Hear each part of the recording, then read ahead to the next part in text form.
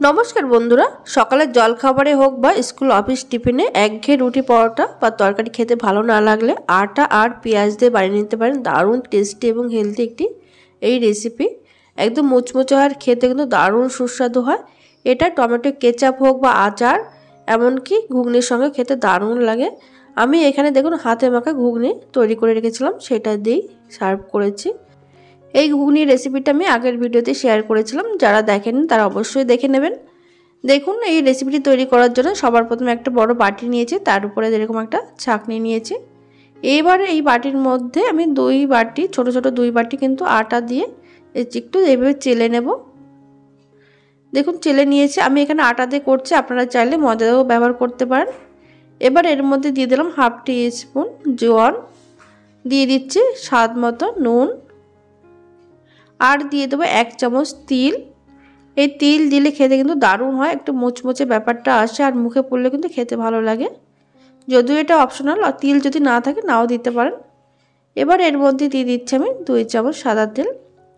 এবার সমস্ত উপকরণ কিন্তু হাত দিয়ে এভাবে ঘষে ঘষে শুকনো অবস্থায় মেখে নিতে হবে।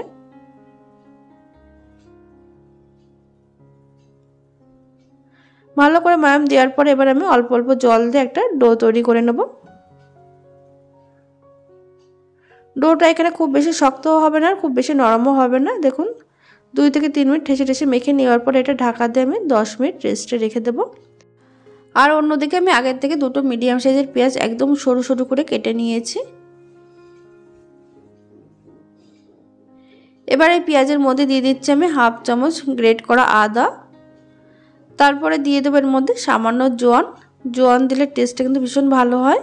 আর দিয়ে দিলাম দুটো কাঁচা লঙ্কা কুচি, দিয়ে দিচ্ছি সামান্য ধনে গুঁড়ো, দিয়ে দেবো ভাজা মশলার গুঁড়ো 1 চামচ মতো। আমি এখানে ভাজা মশলার মধ্যে আছে ধনে, জিরে, শুকনো লঙ্কা, সামান্য মৌরি আর গোটা গরম মশলা শুকনো খোলায় ভেজে নিয়েছি।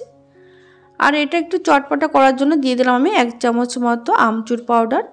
আমচুর পাউডার না থাকলে আপনারা এখানে চাট মশলা ব্যবহার করতে পারেন।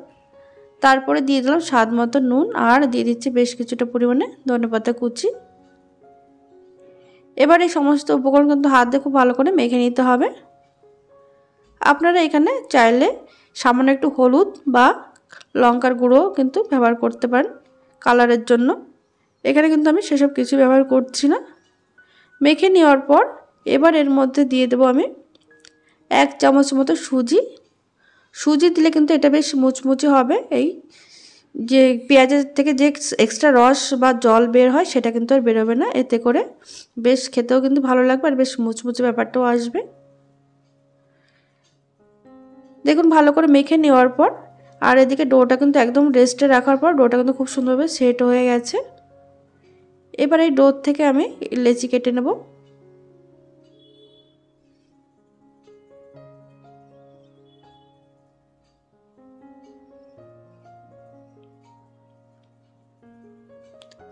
এবার শুকনো একটু আটা দিয়ে দেখুন লেচিটাকে একটু রুটির মতন করে বেলে নিতে হবে।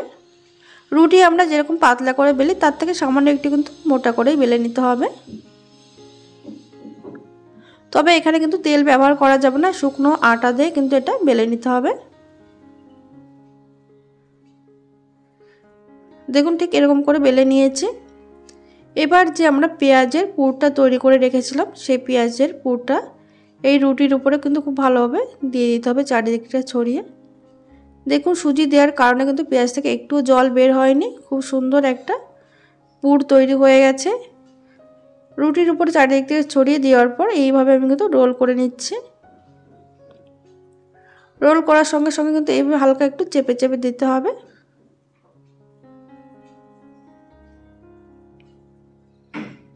হালকা একটু চ্যাপটা মতন তৈরি হয়ে গেছে। এবার দেখুন দুদিকটা খুব ভালো করে চেপে দেওয়ার পর একটা ছুরি দিয়ে ঠিক মাঝখান বরাবর আমি কেটে নেব।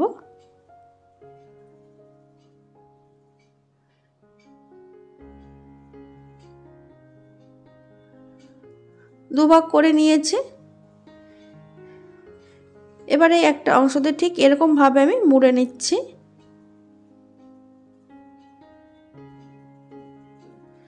তারপরে শেষের দিকটা কিন্তু হালকা একটু চেপে চেপে এর সঙ্গে লাগিয়ে দিতে হবে। দেখুন একটা তৈরি হয়ে গেছে, আর একটা আমি একইভাবে তৈরি করে নেব।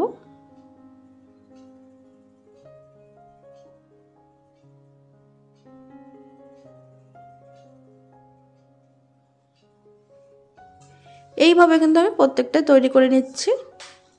এবার এগুলো আমি প্লেটে তুলে রাখছি। দেখুন এখানে আমি আগেই 4টে তৈরি করে নিয়েছি। এবার একটা করে নিয়ে উপর থেকে আমি শুকনো আটা দিয়ে হালকা হাতে একটু এইভাবে চেপে চেপে দেব। দুই দিকটা আটা লাগিয়ে তারপরে হালকা হাতে কিন্তু এটা একটু চেপে একটু এইভাবে বেলে নেব। তবে এটা খুব বেশি বড় করা যাবে না। এইভাবে যদি আটা দিয়ে যদি বেলে নেওয়া হয় তাহলে কিন্তু দেখবেন পেঁয়াজগুলো আর বাইরে বেরিয়ে আসবে না।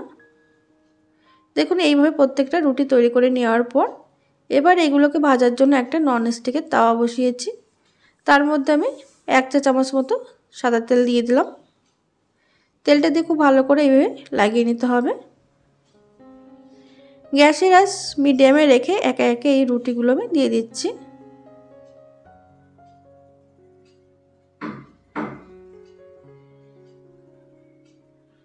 লো টু মিডিয়াম আছে কিন্তু এগুলো ভেজে নেব। দেখুন কিছুক্ষণ রাখার পর নিচের দিকটা হালকা যখন একটু কালার চলে আসবে তখন এগুলো একটু উল্টে দিতে হবে। এটা কিন্তু খেতে ভীষণ ভালো হয়, আপনারা কিন্তু ঝটপট বানিয়ে নিতে পারবেন। সকালবেলায় রোজ রোজ রুটি তরকারি যদি বানাতে ইচ্ছা না করে বা খেতে ইচ্ছা না করে তাহলে কিন্তু মাত্র 10 মিনিটে কিন্তু এটা তৈরি হয়ে যাবে।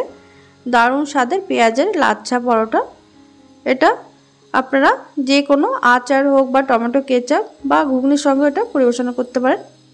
দেখুন দুপাশ কিন্তু এরকম লো টু মিডিয়াম আছে, এরকম কালার আসা পর্যন্ত ভেজে নিচ্ছি আমি। এগুলো কিন্তু খুব সুন্দর ভাজা হয়ে গেছে। একইভাবে কিন্তু আমি প্রত্যেকগুলো ভেজে নেব। দেখুন এখানে প্রত্যেকটা ভাজা হয়ে গেছে। তাহলে বন্ধুরা আজকের এই রেসিপি যদি ভালো লেগে থাকে লাইক কমেন্ট শেয়ার করতে ভুলবেন না। আর চ্যানেলটিকে সাবস্ক্রাইব করে পাশে থাকা বেল আইকনটি প্রেস করে রাখবেন। এতে করে নতুন নতুন ভিডিও আপলোড করলে আপনারা কিন্তু সঙ্গে সঙ্গে নোটিফিকেশান পেয়ে যাবেন। দেখুন কতটা মুচমুচে হয়েছে। এটা আপনারা অবশ্যই বাড়িতে বানিয়ে আমাকে কমেন্টের মাধ্যমে জানাতে ভুলবেন না কেমন হয়েছিল। আর ঘুগনির রেসিপি কিন্তু আগের ভিডিওতে দেওয়া আছে, অবশ্যই আপনারা দেখে নেবেন।